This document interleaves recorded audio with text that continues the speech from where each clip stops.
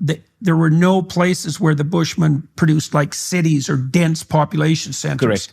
And they are fairly small also, which is one of the reasons why when the bigger tribes came in from the north and there was conflict between these groups, they were pushed out. They were not able to take a stance against the Zulu people, who are typically a strong nation. Right, and well armed comparatively. Yeah, very militaristic. Yes. Right. The Bushmen have those little bows and arrows with their poison darts, but those don't make very effective weapons of war, partly because the poison is long acting.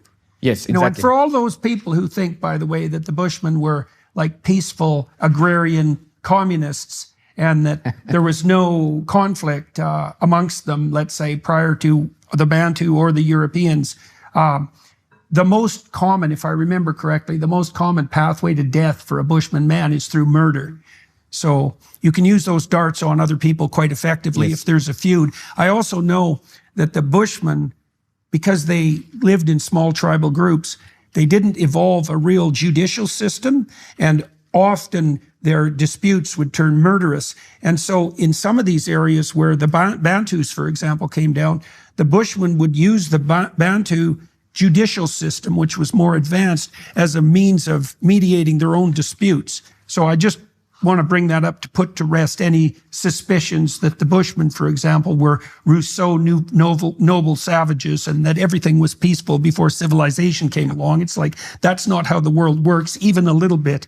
Okay, so in the 1650s, the Europeans came to the very southern tip of Africa, and that was primarily a consequence of the trading routes because people had to sail around the Horn. Yes. Right, and they set up this settlement as a refreshment station, you said, for the sailors, and that would be the European sailors who were starting to trade in India and so forth. Exactly, yes. And in Asia. And also to service the ships, building ships, repairing ships, and so forth, yes.